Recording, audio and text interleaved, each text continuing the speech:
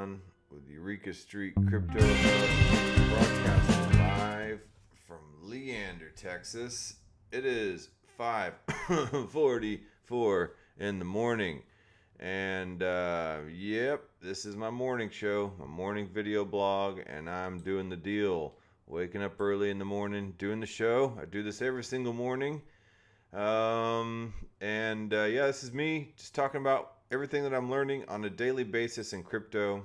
I got Dino Swap up here from yesterday. I was messing around with Dino Swap yesterday, and pretty fun. You know, I like all these Matic DeFi things that are coming out. Matic's a kind of an untapped space right now. Well, you know, a lot of stuff being built on there. So anyway, so this is my video blog. Good morning, Randy. Thanks for joining me this morning. It's Monday, man. Oh shoot, I forgot to change out the sign. Painted one for every day of the week. I live in a house full of girls, and I got to keep the arts and crafts going pretty strong. They like it when I paint with them. So I made a sign for every day of the week, and including my show sign as well.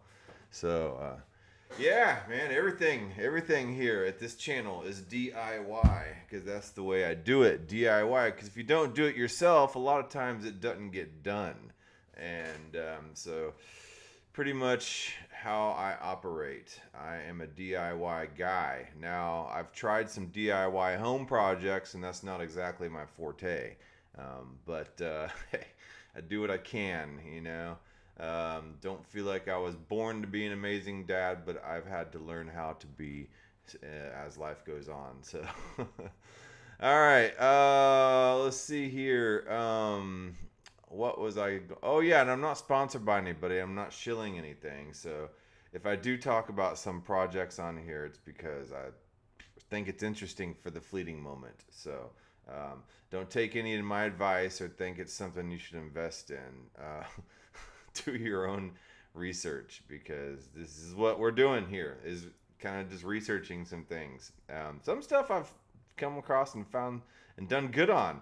Other things it's been a complete flop, you know, and I've made mistakes. I've lost seed phrases to wallets. Cardano, I have a damn NFT stuck in that wallet, and so I have all my Cardano funds just completely frozen on Atomic Wallet, and that still hasn't been resolved. So there's lots of issues, and this crypto is the Wild West, and it's just one of those things, man. You gotta, obviously don't have everything I own into crypto, so don't do that either. Just learn the space, learn the levers and pulleys, and if you see an opportunity where you can make some good money with, minimal risk, then go for it. But don't take my word for it. Try to figure it out for yourself. So yeah, man, and I could be totally wrong about stuff, and I am, and whatever. People are quick to tell me. And these POAPs, I'm not putting POAPs out every show. I'm gonna put POAPs out maybe once a week. But I've been getting like these people that are just like straight up POAP hunters, and that's all they are. And they're just flooding my inbox every single episode wanting a damn POAP. And I'm like, have you even watched the show? Would you even understand the show if you watched it, like language wise? And because I can tell they're clearly using a Google translator sometimes to talk to me. And then they end up cussing me out, saying, where's my POAP? I'm like, first of all, I don't owe you a POAP, but I don't even really owe them a response at that point. But it's been an interesting ride, like I like doing POAPs, I like designing them, but I'm not gonna really do them as much anymore because of just misbehaving shenanigans like that. Anyway, so crypto market's looking pretty good. Bitcoin at $45,461.12. Ethereum $3,106.87. Binance Coin $354.55. Let's see, Cardano $1.46. Cardano's on my shite list. XRP 82 cents. Dogecoin 25 cents. Polkadot, $20.61, and Uniswap, 2802. That's the top 10 for you. And they're all doing very well in the past 7 days. And that's the crypto market as a whole for you. It's a green market. And, it's so funny. I've been through a few phases of these green and red markets. And during the green markets, everybody's like, huh? What's this crypto thing you're doing? During the red markets, like, oh, man, don't you, oh, wow, I hear some bad stuff's going on there. Oh, the government's cracking down, So it all depends, whatever, you just got to kind of be stoic about it and, learn about the space. I believe in crypto as a whole, moving forward as Web 3.0, and not necessarily as something to just day trade and speculate on. That's why I dollar cost average.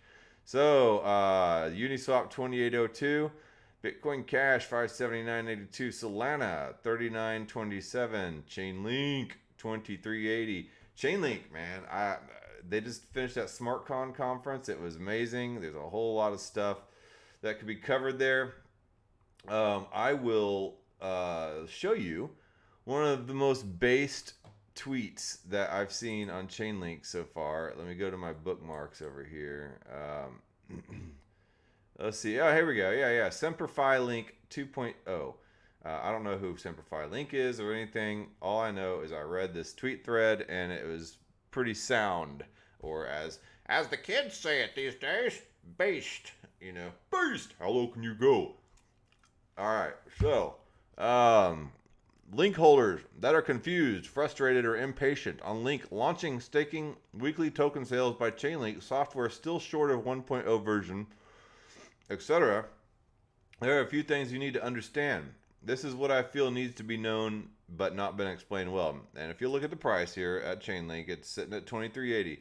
I think after the SmartCon conference and everything that they're talking about with the CCIP and the decentralized Oracle networks and all that stuff, fair sequencing service, fraud proofs, all this stuff going on in Chainlink with all these huge partnerships and stuff like that.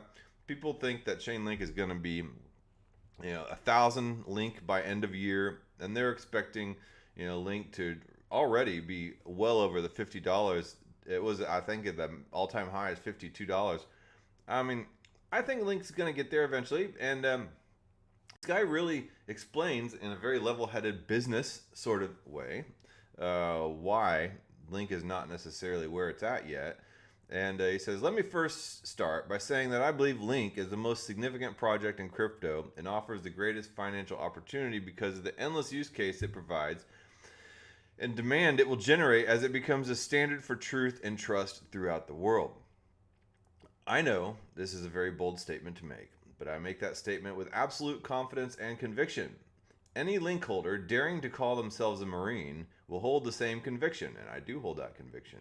And I've held Link for, I guess, about a year and a half. So, shoot, it was pretty cheap back then. It was in the cents. Yeah. Maybe not. Maybe a little over $1. I don't know. Anyway, whatever. Any Link holder daring to call themselves a Marine will hold the same conviction, whether or not they are able to clearly articulate why they hold that belief or not. And yes, I've been able to articulate it at points, and other times I'm just like, so first, one must understand that Link can't be defined as just one thing, i.e. a data feed. Because I've explained Link as an oracle, as the data feed that brings real world data to the blockchain, and it is. It is that. And it is very good at that. CoinGecko, right here, that we've used, uses Chainlink for their price feeds, and does it very effectively. And other coin market lists, I guess, do not use Chainlink, and some of them have had issues. And their Compound Finance did not use Chainlink, and it ran into an exploit. Other type of DeFi lending protocols that have used their own Oracle services, and they have run into problems. So decentralized Oracle is an amazing fix. So anyway, so he said, first, one must understand that Link can't be defined as just one thing, i.e. a data feed. Link is a suite of services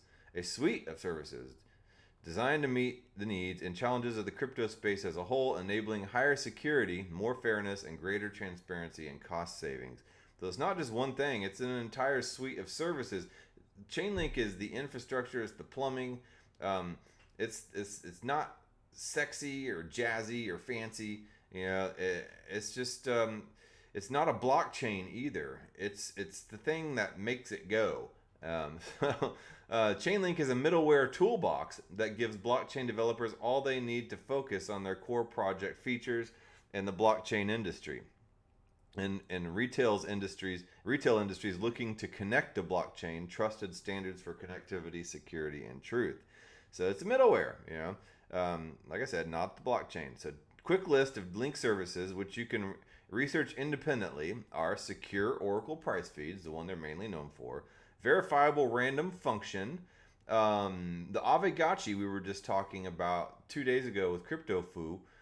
They use verifiable random functions in generating the Aavegotchis when you buy the pack, like a pack of baseball cards. Baseball cards try to be as random as possible when they're ordering their packs. I would think so.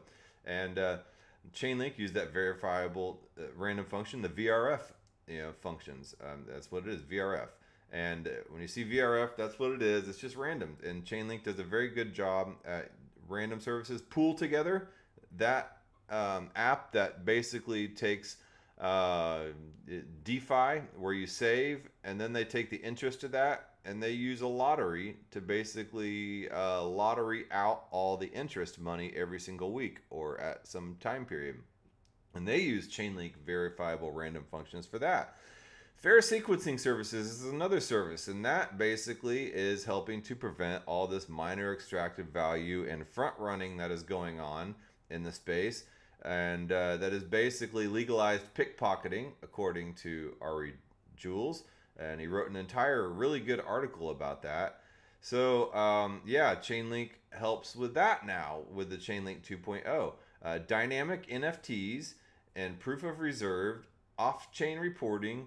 I'm starting to speed up here because I need to get through this. Keepers, cross-chain bridging, like for instance that CCIP that I briefly mentioned, it's just basically going to be cross-chain services. So you could have a DeFi application on Ethereum, but also be able to use possibly and reference or whatever, use features of a DeFi application on Zilliqa as well, or some other blockchain, So it just, and then there's upcoming features like Deco and explicit staking. And I'm not even going to try to describe those right now.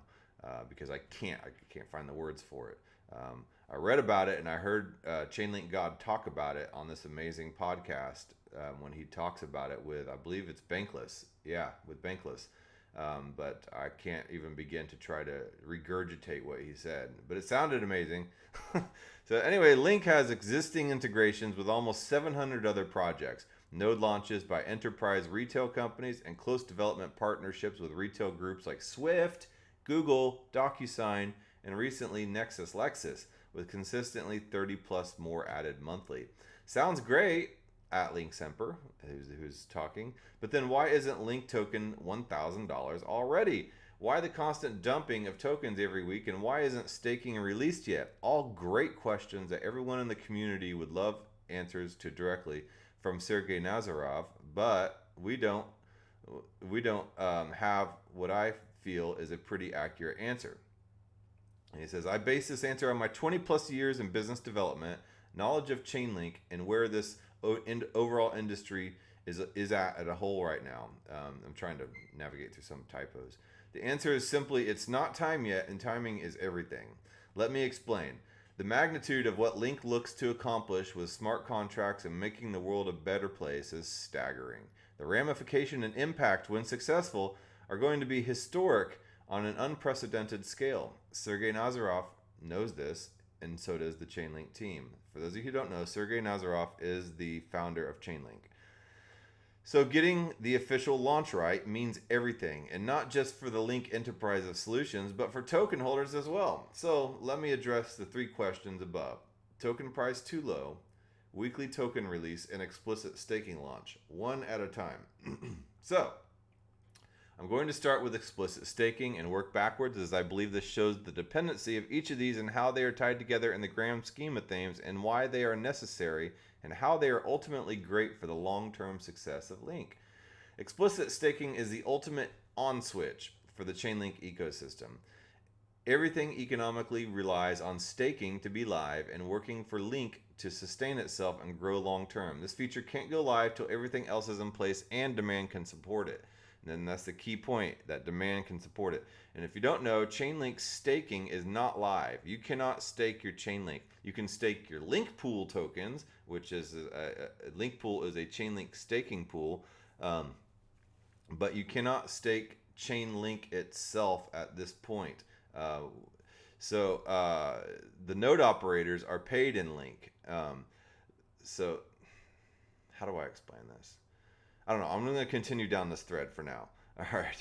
So of those 650 plus integrations, many are still in their infancy, pre-release development. Okay, so this feature can't go live till everything else is in place and demand can support it. So 650 plus integrations, many are still in their infancy, pre-release development, or critical early growth.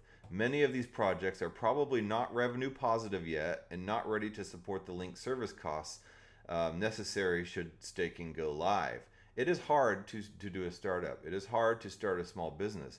My admiration and respect goes out to anybody owning and operating small businesses. These are not people trying to take your money and oppress the little man. These are people employing at a community level, at a neighborhood level, and they are the backbone of this entire country. So next time you talk to a small business owner, realize that they are not the oppressive boss, that they are bringing fuel to this economy in this country, and try to support your local businesses. Instead of going to Starbucks, go to your local coffee shop. Go if you have a local grocery store, go there. It's worth spending maybe a couple dollars more rather than going to Walmart for your damn whatever you're buying. So I don't know. So I don't know if any of these integrations are incurring a cost or not at the moment. I would possibly argue they aren't, and for good reasons. Link wants and needs as many integrations as it can get. It's the loss leader or free trial approach to acquiring clients. This approach isn't new by any means. It's been used by the likes of Amazon, Tesla, Facebook, and countless software companies throughout the world. It is rocket fuel to generate the coveted network effect that creates parabolic growth and profit, but it has a real cost. Now, I'm not sitting here comparing Chainlink to a small business, but I'm just saying. This cost leads me to the weekly token release by Chainlink. Many call this dumping or price suppression, but it simply isn't the case. What it is necessary. Link needs node operators and data feed suppliers as well, and you can't expect them to work for free. So Link does need node operators during this startup phase, but they have to be able. The team has to be able to dump the Link tokens in order to pay the node operators right now while everything's getting started. So the actual companies that use the Chainlink nodes and Chainlink token can have some kind of working mechanism to operate from.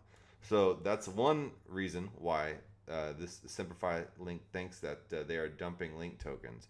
And it's not like the founders just selling their tokens in order to get money. They have to have a working product.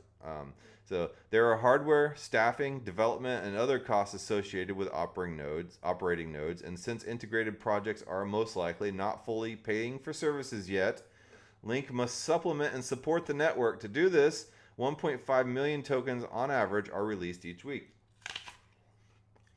This practice is neither nefarious or greedy or manipulative. It's simply a necessity to properly. However, there are additional costs of doing this beyond the sale of the tokens for supplementing the network, and that is the effect on the price. So in order to get this network going and moving and being able to generate momentum, they have to sell off some of the tokens at the top, get accused of being scammers or whatever, but they have to be able to support the network. And how do they do this? By releasing Link tokens, but it also has one of the major downsides is it lowers the price of the token for the investor. While I would argue the weekly release of tokens has a minuscule effect on price, there is no doubt that more tokens consistently coming into the market increases supply, which could in turn weaken the demand. But I believe that is the the least of reasons for a low Link price. I believe the price of Link is low for a number of reasons. Each of these reasons compound each other and make Link an excellent target of manipulation by traders. First is the die-hard nature of Link Marines. We look to accumulate and stake with no consideration of selling. Second is that of leverage in the market. Link is able to be held as collateral and borrowed against on other major protocols like Aave and Unfederal Reserve and some others. Third is speculative holders that only look for parabolic growth and dump at the first sign of price reduction. So all these factors combined, along with a weekly token release, sets up an environment in which Link can be played with through strategic dumps and buys, especially in low volume periods. Now these factors aren't unique to just Link, but I do believe it has one of the highest availabilities until staking goes live. It is known that demand is malleable. So what is the answer then? HODL? Swing? Trade? What? This is a question you have to answer for yourself based on your goals, risk level, and expectations. What I will say is that Link is an absolute long-term play for me and my number one bag I continue to build. However, I've accepted the realities of the project as listed above and tailored my trading to seek out other projects to invest in for quicker short-term gains with the plan to turn profits from such projects into more Link holding. Along the way, I've found projects that I've made long-term holds as well, all linked projects. So this doesn't mean that Link won't see continued growth. It has 10x'd each year for the last several, but the days of 100x in the short run are not realistic until staking goes live. Till then, other projects can bring that kind of return, and I encourage you to support all in this space as you can, as it is only good for the space and Link, as Link won't be any success unless this space as a whole is. I hope this helps and welcome competing opinions or additional observations about anything I've posted. Have a blessed day and can't wait to see what the future brings. Thank you, Chainlink and the Link team, for all you do. And I think that, like I said, this is a severely based thread. And it kind of gave me a different mindset about a lot of these Chainlink price swings and the reason why it hasn't pumped up to $1,000 a token. Like people sit here and, irrationally post. Luckily, I've found that a lot of Link Marines are a little more rational than some of these other tribal crypto followers that I've seen.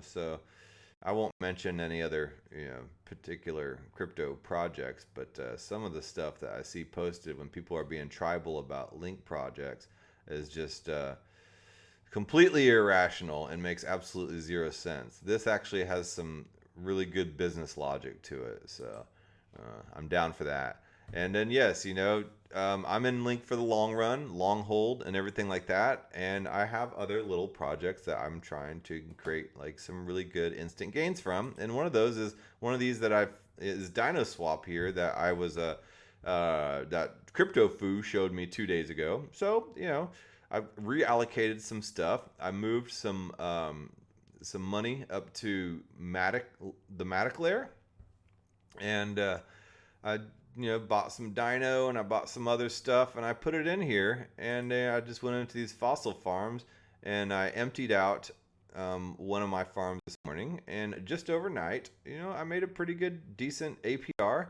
and just converted it back over to USDC this morning, and I'm just going to start accumulating just like he was doing and CryptoFoo was doing, and it seems to be working out well for him. There's this DinoSwap, which is a lot of great APYs on here, and so far, even just since I've excavated my tokens this morning, I've earned 40 cents and that was just like 10 minutes ago, so or whatever. And then there's this other one over here. Where was it? Adamant Finance, if I can find it. I can't find it. Anyway, whatever. Matic, Layer 2 Matic has a lot of new burgeoning DeFi apps popping onto there. So you can go in a lot of these, see what SFI is about, ARPA, Xmark. A lot of these are decentralized finance apps that are popping up. And just go explore. There's a ton of stuff being built on Matic right now. Think about it. The amount of people that know about crypto but haven't invested is minuscule compared to what's out there. And then the amount of people that know how to use DeFi within crypto, and that's a huge, even such a other minor subset of the entire crypto industry. And then on top of that, the amount of people that use DeFi on layer 2 within crypto is such a minority of people. So they're really experimenting with a lot of stuff these days, and there is a lot of fruit to be got, low-hanging fruit to be got, basically, And there's a lot of VCs that are pumping into these projects, trying to get these off the ground, and basically the reason for these high APYs is you're helping out these VCs to provide liquidity and stuff like that. And here, for instance, Adamant, and this is 1332.77. Now, I'm not condoning or trying to endorse any of these projects. I'm just saying, if you have extra money, it might be fun, because that's what a lot of this is about to me, is fun, to just poke around and play with some of the levers and pulleys of some of these apps. And, yeah, I don't know. It is fun to me, and that's what it's about. And I found also some weird little airdrops in my wallets, and a lot of those are scams, so be careful. But I found 9 loser chick tokens in my wallet, so I was like, what the hell is this loser chick? So I was like, all right, let's go see what this is about. I had 9 tokens, and I went in here to loser chick, and I played their little games. You start with the 9 loser chick tokens, and you can go the crazy claw right here, and you play their little game, which I did. And there's all these various steps that you have to go through. I had 9 tokens. With this crazy claw game, if I can get to pull up, I won 2 out of 9. And from there, I got 2 of these egg tokens. I got 2 of these sea chick tokens. All right, with this crazy claw, and it's just that game. And the game is it's similar to the actual game. It's really hard to win any of those things because that's actually absolutely rigged to lose. And then so from there, you have to go back out, and then you have to go earn the sea chick tokens, then you have to earn the sea egg tokens, and then the egg tokens, and then from the egg tokens you go to the egg bar and you mint your NFTs, and then from even there, sorry if the music from the game was drowning me out. And then from there, you mint your NFT, but then even still there's a chance that you'll get that NFT. And once you get that NFT, then you can mine more. And then it's pretty lucrative, I guess, to mine more chick if it is worth anything, and then you can cash out to USDC from there. But either way, whatever, it was a fun little process, and it's interesting to see the imagination of what these people are doing. So it's all, like I said, fun and games. And, so anyway, I did also want to talk about ERC-998. Shoot, I'm running out of time, but ERC-998 and Aavegotchi is basically nested NFTs within an NFT. So it's things like these Aavegotchis have sunglasses, they have wearables, and I can think of lots of other more financial applications in which you can have tokens within tokens as well, wrapped in some kind of portfolios, and other NFTs as attributes of larger NFTs. And so this is just the beginning of all this stuff, and it's coming out in artistic form and artistic format by being little characters that you can add little wearables to. But can you imagine this as one larger NFT as a kind of a portfolio stamp, and you can add in all these other little valuable attributes to it? I don't know what it could be, but this is something that could be found at a hackathon, possibly, of people using their imagination of things that they could do with this protocol. So let's see here, a new composable world. And this was written a while back. This was written in 2018. I mean, so this has been around for a while. It's just people have not really built on it. And then now we have Aavegotchi that uses this ERC-998, and they're building on it finally and using this stuff. So they said Bittisons, and I don't know what Bittisons is, but back in 2018, this was a concept. The game will be one of the first, if not the first, blockchain game to fully use the ERC-998 token standard. Despite the widespread use of ERC-20 and 721 in the blockchain gaming space, composable non-fungible tokens are expected to be the next standard in blockchain gaming. A new composable world. ERC-998 tokens are similar to the ERC-721 tokens in that they are both non-fungible. However, ERC-998 tokens are also composable, basically Lego blocks. So simply put, this allows for an ERC-998 in a sense to own both ERC-20 fungible, and each token is the same value, and ERC-721 non-fungible, each token has a unique value. Now, this is a key aspect for Bittisons from an ownership perspective. Your Bittison will accumulate a fair amount of items over time, and tying those items to your avatar is imperative. And this is what's happening in gaming. They're starting to create standards, cross-game standards, in which you can bring the same character and the same attributes of that character into a bunch of different games. And for the gaming industry, this is going to be huge, but I can only imagine how this is going to be huge for the larger financial industry, to be able to tie a bunch of different NFTs and tokenized assets to one larger NFT, as an ERC-998. So yeah, this could be huge, and the game is a fun little way to introduce the concept. But to see here in the above example, the value of ERC-998 is created by equipping a number of assets: the thick black frame glasses, the yellow hooded sweatshirt, the blue HODL sweatpants, and the pink canvas. So if somebody were to issue you the base NFT, it would just be this girl with no glasses and no clothes. It'd just be naked. And then you have to buy the attributes or have them awarded to you.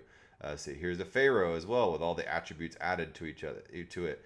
So Bittison's preview release. The Bittison's preview release will include an ample amount of items for you to play around with a unique look. So make sure to head over to bitguild.com. That was July 27th of 2018. So anyway, they're promoting this Bittison's game here. But as I talked about 2 episodes ago, this is happening in Aavegotchi and is creating a more rare form of the Aavegotchi, making it more valuable, and people are buying and selling these Aavegotchis back and forth. And like I said, in the gaming space, this is going to be huge. Yeah, so anyway, I thought that was fascinating on the ERC side of things. And then I also found that this ERC-223 token, basically, people are saying that some people have said that the ERC-20 token is extremely terrible, and that we should be using ERC-223 tokens. So you are all familiar with ERC-20 tokens, and as you probably own a couple, distributed by some kind of token sale. But did you know many more standards exist besides ERC-20? Ethereum has a long history of developed standards. To give you a better idea of what ERC means, stands for Ethereum Request for Comment. It's a proposal submitted for discussion and suggestions to the actual standard. The number, like 20, refers to an issue number on code sharing platform GitHub. So the ERC-20 token standard is basically for ICOs, initial coin offerings, in order to be able to raise money. Yeah, there's a lot of them, and this article was written just after the 2017. This is right during the 2018 crypto crash, when a lot of these ICOs just disappeared into space. But the ERC-20 token function is getting the total supply of tokens via total supply function, retrieving token balance, sending specific amounts, and then enabling a specific account to withdraw tokens and all that stuff. Just the basic functions, but it's mainly used for ICOs. ERC-20, the bug, is the first token standard of Ethereum. As is often the case with new code, it contains some bugs or logical mistakes. ERC-20 assumes 2 ways of performing a token transfer. First of all, the transfer function lets you send tokens to someone's address. If you want to deposit tokens to a smart contract, you should use the combination approve and transfer from. you should authorize this contract to withdraw your tokens via the approve functions. Then you need to call a function of a contract that will handle your deposit and withdraw your tokens via the transfer from function. What if you deposit tokens by accident to a contract with the transfer function? This transaction will succeed, but this transaction will not be recognized by the recipient contract. For example, if you send tokens to a decentralized exchange account, then the exchange contract will receive your tokens, but it will not credit this tokens to your exchange token balance. Moreover, if the decentralized exchange contract does not implement an emergency token extraction function, then it's impossible to get your tokens back in any case, resulting in a permanent loss of the token. Due to this bug, the Ethereum ecosystem has lost millions of dollars already. This is terrible, so there's no way that if you send tokens to a contract that does not recognize that particular token, then you're basically screwed. And this is kind of what's happening to me on Cardano right now when I have that NFT bundled in there, and I sent some of my Cardano funds over to Atomic Wallet, and I did not realize an NFT was bundled in there because it got automatically bundled in there, and it won't recognize that NFT. So all my funds in Cardano on Atomic Wallet are completely stuck. So this typical bug is happening in Cardano too. I wonder, did Charles Hoskinson kind of copy and paste the ERC-20 function and just rewrite it over there in Haskell, in the Cardano language? I don't know. But so why are we still using the ERC-20 standard? And Reddit user Dexaron, creator of the ERC-223 standard, is one of the first developers who notified the community about the bug. We asked him why ERC-20 is so widely used, even when knowing about this critical bug. He gave the following reasons. Because of criminal irresponsibility of token developers for their deeds. Because Ethereum Foundation is still promoting the ERC-20 token standard even when it is known to contain bugs. The same situation as it was with the DAO previously. They need to say stop this now, but they will not. And then 3, because the main reason for token development is fund grabbing rather than product creation. And then 4, because using a different standard will lead to higher network effects. And this is not what we really need, given that Ethereum network already has scalability issues. So yeah, but the good thing is that people will be hopefully creating stuff on the ERC-223 in the future, and that ERC-223 and ERC is back compatible with ERC-20. So anybody that is using an ERC-223, developing a new ERC-223 token, it will also be back compatible to anything ERC-20. So if you're looking for a new project, look at the token standard, and if it's on Ethereum, see if it's written in ERC-20 or ERC-223. And I'm not saying that to use that as some kind of justification or basis on whether or not you invest in it, but it is good to know, like, are they on top of things? Do they know about this new standard? And if it's ERC-20, maybe that should raise some eyebrows for you. So I don't know, just some food for thought, and it got me thinking, that's for sure. Anyway, so yeah, I'm 8 minutes over time. I got to get to work. I got to do my deal. Got to get, got to earn my paycheck. So yeah, thanks again, Randy, for stopping by. And, for all you watching on YouTube, give me a thumbs up or whatever. It helps, I guess, the algorithm. I'm not too worried about the algorithm or how many followers I have. I actually like that I'm not responsible for, 10,000 followers or 100,000 followers or anything like that. I'm learning as I go, and I enjoy kind of the smaller audience. So, and the lower pressure, So, anyway, and then I think tomorrow I'll talk some more about some of these other ERC standards, because there's ERC-777, there's ERC-165. I've talked about 1155 before. There's ERC-820, 677. There's a bunch of different ERC-20 token and ERC standards, and it's pretty fascinating the minor things that they do. So, yep. Yeah, I forgot to turn on my outro music. I went over a lot of stuff today. I really did, man. I don't know. I didn't think I was gonna have anything to talk about today, because I spent yesterday kind of just hanging out, swimming with the kids and stuff like that. And but like I said, there's always something to talk about.